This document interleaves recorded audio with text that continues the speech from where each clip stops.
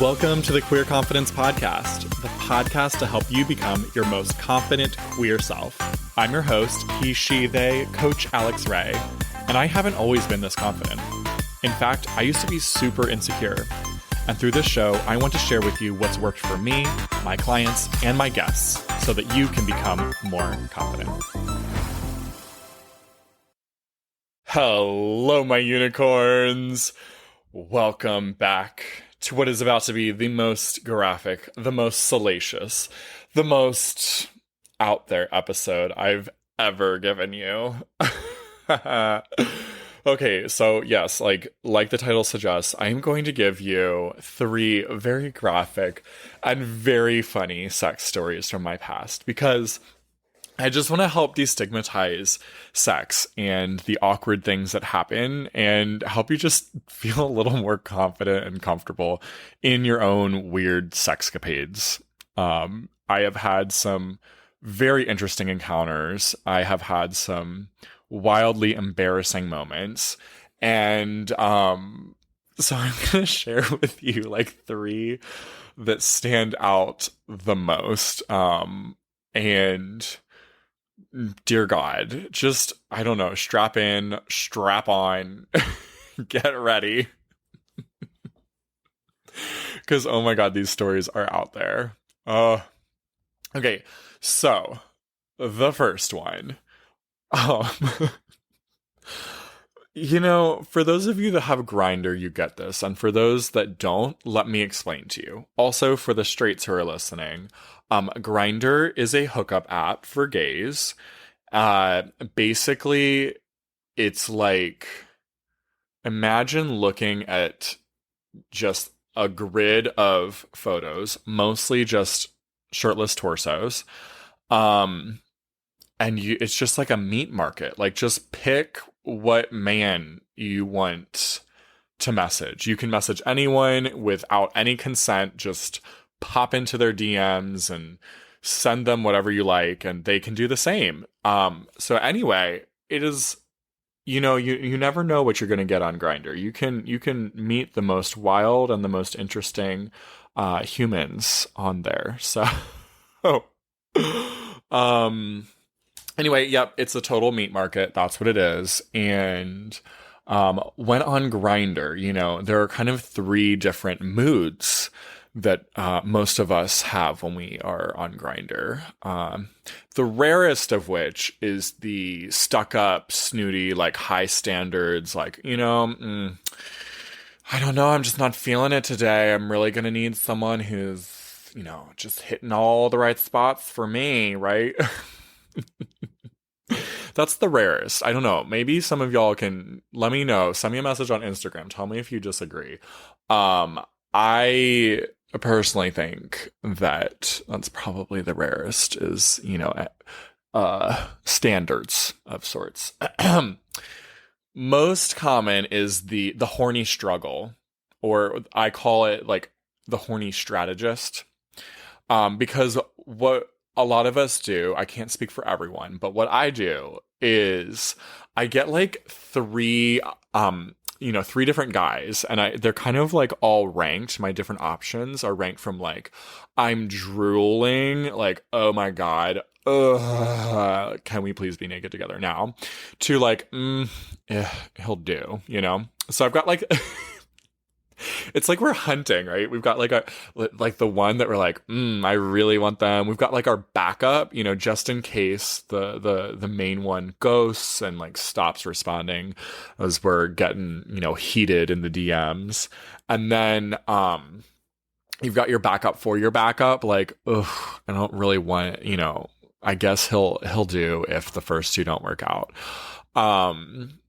And then we try playing the game to like progress all of them, you know, at just the right speed. So like we go like a little faster with the with the guy we're really interested in, and then like, you know, a little bit slower with the middle guy, and then like the third guy, he like barely gets a response here or there, you know, just enough to keep him interested so that he's there as a backup if the first 2 fall through, you know. Meanwhile, I'm getting like hornier and hornier and like, oh my God, like I'm ready, like please just like get over here now, right? And then unfortunately, this strategy typically ends up yielding no sex with any of them. Because, like, there's no like game, I guess. Probably with, if I were to like psychoanalyze it, it's probably because I'm like too interested in the one I'm really interested in, right? And he's like, meh, there's no chase here, right? And then like the middle one, like, let's be honest, we're probably both each other's middle choice, so it's like, okay, this is just bland, whatever. And then like the backup for the backup, I mean, he's like out here on a limb, like, you were sporadic with your responses, so so then you kind of have to revert to the final of the three moods that we hop on Grindr with, which is the raging horn dog. Oh my god, I will just fuck anything that moves. I mean, like, I turn into another creature. This raging horn dog, like, my eyes roll into the back of my head. I'm like hunched over. I'm like growling. I grow claws, and I've got this like deep evil laugh, like, I will come get you. And like anything goes, like anything that has a heartbeat and a hole or a dick, just ready. So now that you have some background for it, right? The three different moods, the snooty bitch, the horny strategist, and the raging horn dog. Sometimes, the raging horn dog doesn't come out just because all three of the main options all failed. Sometimes I would like open up the Grindr app and, was already in raging horn dog mode, which is where story number one begins. It's like a Tuesday afternoon, hashtag Taco Tuesday, probably around like, honestly, noon, maybe 1 p.m. And I was horny as hell, and I was like, let's like message these guys on Grindr, right? And like, I can't remember if I'd ever talked to this guy before or not. I don't know. But anyway, we're gonna go, hold on. I need some water for this. Excuse me. Okay. Okay. Well, ASMR for you. Whoa. Okay, so here's what happened, y'all. He's like, are you into kinky stuff? And I was like, yeah, sure. I am. I love kink. I love anything taboo. I love just like the things that like there's like shame around. Yeah, that's my favorite. So I will try anything. Well, pretty much almost anything. I only have like a couple things that I haven't tried that I'm like, man, I wouldn't do that. But no judgment towards anyone who's into it. Like, you do you, bitch. Proud of you just for having a good time your way. So anyway, he's like, well, are you into fisting? And I was like, I don't know. I've seen fisting in porn before. I've never tried it. I don't really want to get fisted. And he's like, no problem. Like, I want you to fist me. And I'm like, okay, yeah, I'll try it. You just need to kind of like, talk me through it and like help me understand. Right. So, bitch, I like got all prepared. I like go online. I'm like watching a fisting video on Pornhub. I'm like I was like so horny. I was like, let me jump in the shower right now. I'll be right over, right? And I'm like watching the video in the shower, like taking notes, like I needed like one of those shower notepads, like the waterproof paper and pen. Have you ever seen that? That like legit exists, so you can make notes in the shower. Anyway, too bad I didn't have that. I'm just like making all these mental notes while I'm like scrubbing my armpits, my ass crack, and like getting ready. I'm like, here we go. And so I go over to his house. Oh, by the way, then he also texts me. He goes, so just come in through the fence and meet me in the shed. So that's what I did. I told y'all I like have this kinky side that's just like turned on by the taboo, right? He's like shed, and most people are like axe murder, and I'm like, oh yeah, this is terrifying. Let's do it. Oh my god. So yeah, I legit drove over to his house, go through the gate. He's like in the shed, like getting ready. And it's cold and raining. I want to say it was like maybe 50, maybe 40, high 40s, low 50s. It was cold, y'all. So I'm in like a leather jacket, jeans, I'm like bundled up in Maryland. And I just remember the moment I take off my jacket and I lay it over the handle of the lawnmower. And then I like folded my pants and put them let's be honest, I probably didn't fold them. Whatever. I like bundled my pants and put them on a bag of fertilizer. And I was like, I will never forget this moment. I will never forget the moment I was in someone's shed on a cold, rainy Tuesday afternoon, preparing to shove my arm up his butthole and just casually draping my jacket over a lawnmower.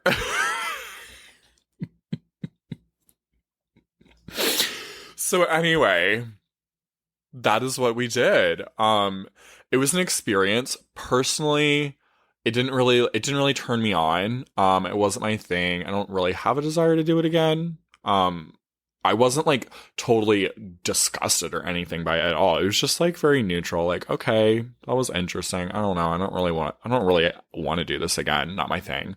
But like, good for him. I don't know how he took my entire freaking arm. I have long arms. And I was like constantly paranoid that I was gonna like damage. But you know what? He did a great job of like leading me through it and helping me feel comfortable. My first time fisting. Only time I fisted also. Anyway, so that's the story. We did our thing. I put my clothes back on. I go back to my car and I was like, it's 3 p.m. on a Tuesday. And I just shoved my arm up someone's butt in a shed. What is my life? So anyway, that's the story. That is probably my most like, I don't know. It was just a moment of honestly like kind of laughing at myself. Like, what in the fuck am I doing? And why am I doing this? Wow. This was thinking with my downstairs head way more than my actual head. Cause like I was in someone's shed. He could have taken the freaking chainsaw and chopped me up. I told my brother about this and he was like, Alex, have you ever seen, I don't even remember what show it was. I don't know. There's some like documentary or something about like a true crime thing where this guy was like abducting girls and chopping them up in his shed. He's like, Alex, you could have died. And I was like, oh, you're right. But that's kind of why it's so hot, right? So anyway, now you already know way too much about my sex life. You're welcome. Don't worry, there are 2 more stories. And I remember in that moment, like I pulled out my phone. I was like, I'm texting my best friend, Krista, and I'm going to tell her that what I did and that like that just happened. She's the best. We've been friends since like middle school and we just know all the things about each other's sex lives and there's like no judgment there. Y'all need a Krista in your life if you don't have one. Okay. There you go. Story number 1, casual taco Tuesday, taco fisting Tuesday. Okay. That joke had way more layers to it than I intended. Wow. Anyway. Okay. Gideon is involved in this next story. It's kind of awkward. Okay, so here's what y'all need to know about Gideon. He's notorious for interrupting my sexual experiences. Like, I will be making out with a guy on my bed and he will shove his face in between us and lick. He is just, you know, horny for a threesome. This dog. I love him, but like, oh my God, no, let me have my sex, right? So you're not invited. Okay, so anyway, 2020, this guy, I'm trying to figure out, I don't want to give away all of his info because I don't know. Not that anyone's going to really be able to track him down, but whatever. So this guy's over. Well, we were texting beforehand and we'd already hooked up before, and he comes over to my house, right? Or sorry, we're texting about him coming over. And I'm like, I don't know if my place is a good idea because Gideon tries to get involved and it's really awkward. And he's like, well, maybe I like that. And I'm like, ha ha ha. Not funny. Like, I'm being serious. He will try to get involved and it's weird and it's awkward and it's uncomfortable, right? And then I'm not kidding. He at least twice, if not three times, made jokes about, well, maybe I like it. And I'm like, it's not, like, don't say that. So y'all already know where this story is going. Like, hello, karma. Here she comes with a bitch slap. He comes over. Gideon's, like, fairly well behaved. I think he did try to, like, kiss us at one point. And we pushed him off the bed, right? Like, and whatever. Anyway, we're, like, in it, right? We are now, like, in it. That is my ass getting slapped. We are in it. I'm like face down in the pillow. I'm just enjoying myself. He's like going to town. And then suddenly I hear this yell.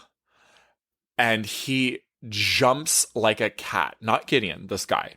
Jumps like a cat. Like just levitates into the air. And excuse me, I can't breathe. He like levitates in the air and he's like, ah, Gideon licked my balls.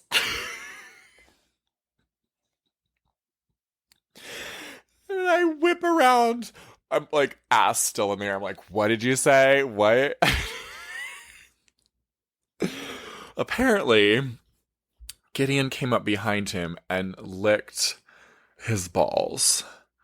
Oh my God. Okay, so as if that's not already bad enough there. And then honestly, like, I didn't even feel bad in that moment. Let's be honest. I was, in my head, I was like, that's what you get.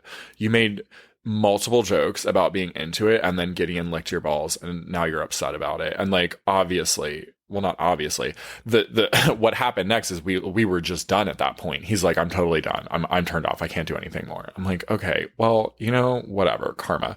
You deserve that. But then to make matters worse, you all, this is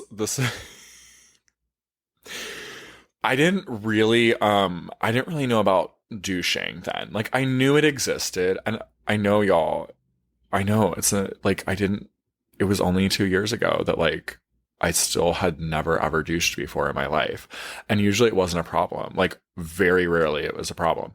Well, let's just say it was a problem, and ew, as gross as this sounds, maybe that's why Gideon was into it even more. But anyway, yeah, it was messy. We like went and took a shower, and then right before I like got in the shower, he's like, he's like, you know, I think you need to practice better hygiene.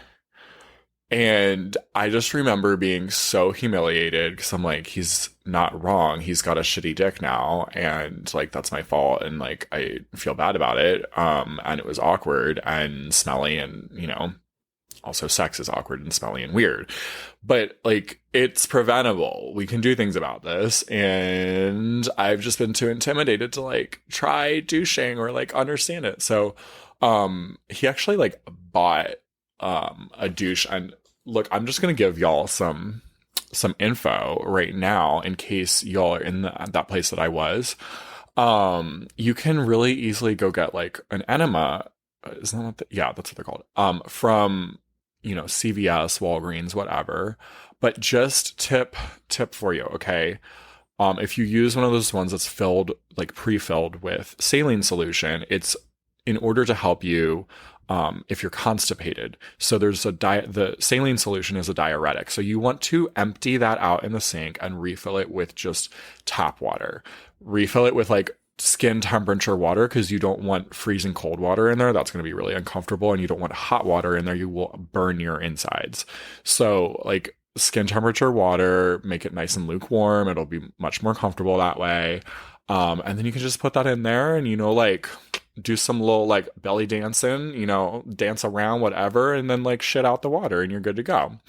Do it a couple times. There you go. I just gave you a douching lesson on a podcast. You're welcome. For all of those who are curious and want to try anal or have tried anal and were just, uninformed about the douching part like I was. So, nice guy. We ended up having sex a couple more times and like, it was very enjoyable. We had a great time together, but that story will forever be one of my most graphically, vividly memorable sex stories. Like the time Gideon licked a man's balls while he was pounding my asshole.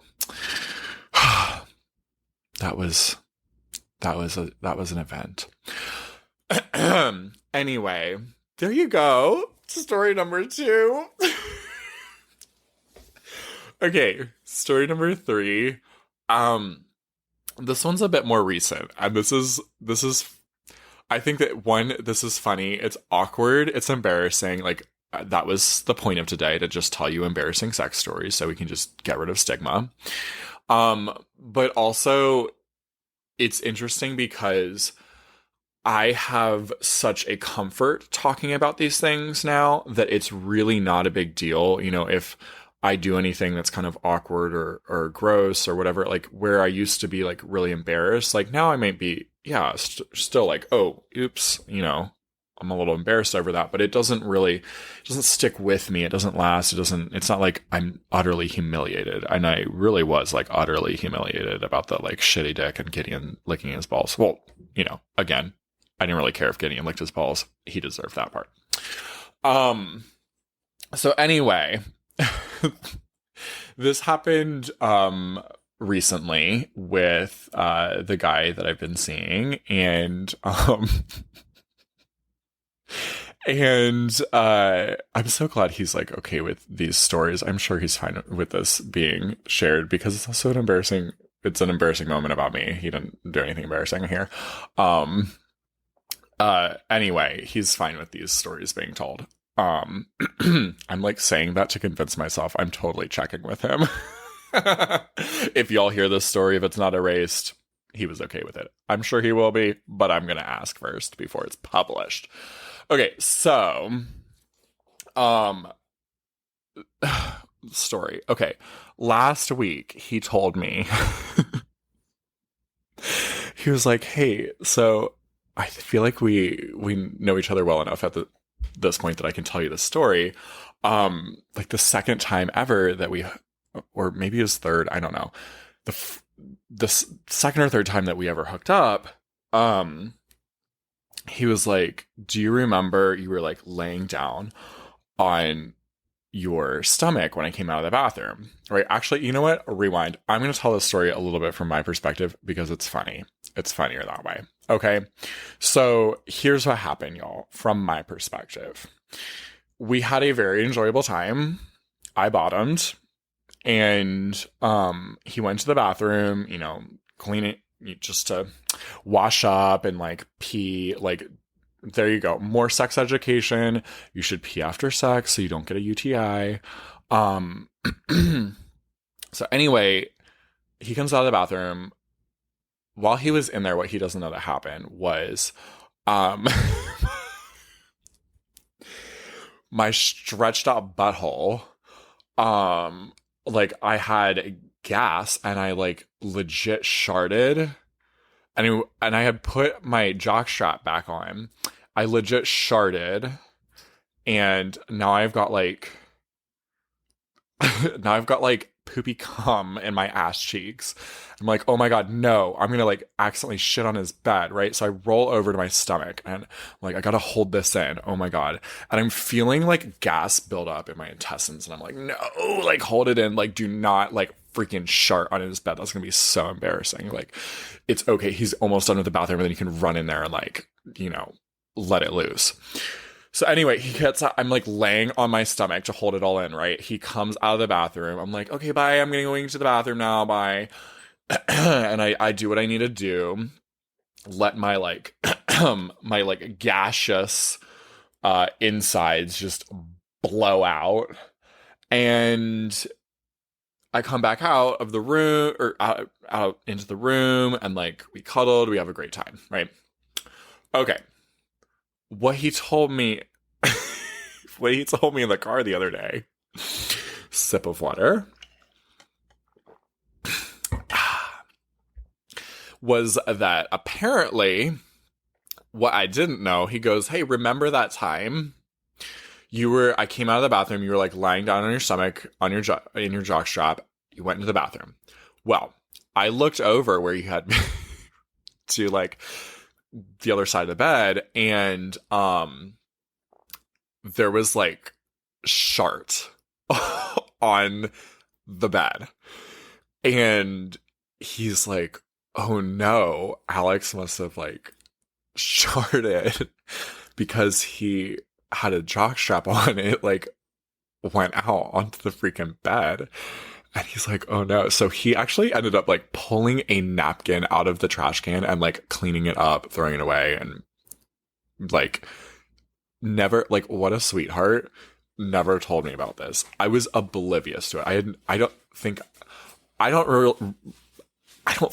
I knew that happened, that it was like on the bed or anything. I'm pretty sure I thought I like self-contained it, like clenching my ass cheeks. Apparently I did not. And yeah. So like imagine that second time hooking up with someone and I like shart on his bed. And we're still talking. So, you know, you can do the most embarrassing things and people can still admire and appreciate and love you and enjoy having sex with you. It's totally fine. So there's the end of that story. Anyway, it was hilarious. He tells me this story. He was like kind of concerned that I might, that I might be like super embarrassed or something by it. And it was great because I called him later and I was like, oh my God, because I didn't remember when he was telling this story. And I was like, oh my God, I remember at this actually now. I remember like thinking that I'd held it in. I remember this happening. And it was like, truth be told, I've been laughing all day just thinking about how funny that is. And also like, thank you for being such a sweetheart and like cleaning it up and like you're ridiculously nice. So I love that we can talk like that. And I really, honestly, I want that for you too. I know that if someone who is as uncomfortable and insecure and about talking about sex and just wanted to just skip over all the awkwardness, you know, I used to be in like twisted up like a freaking pretzel, like practically having my neck, you know, broken, my leg like popping out a socket. And I wouldn't say anything because I was concerned I'd ruin the moment. And now I very comfortably say like, hey, wait, hold on, let's pause here. I need to adjust something. Like my leg is cramping up, whatever, you know, let's change positions. Oh, I want to try this thing.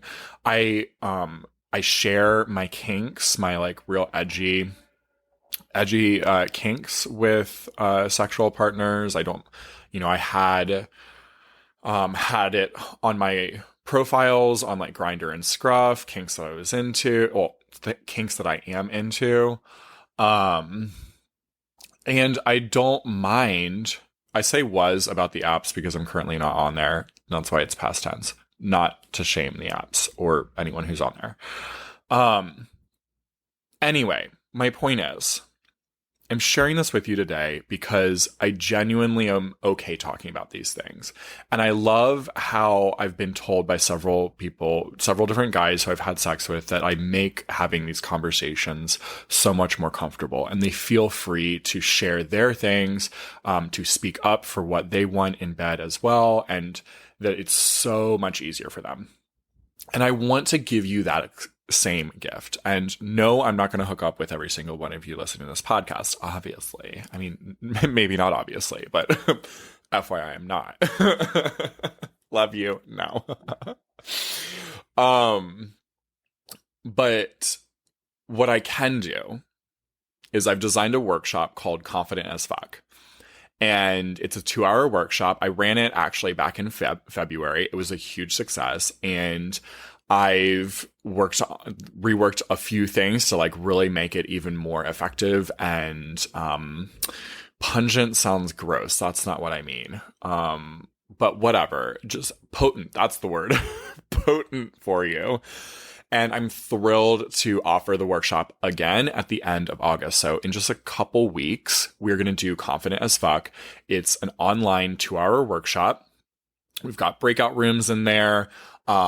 And it is an opportunity for you to come away with the confidence to talk about sex, to ask for what you want, to be explicit in sharing what you want and what you're looking for, because I want you to have the skills to confidently ask for what you want so that you can have the sex that you want to be having.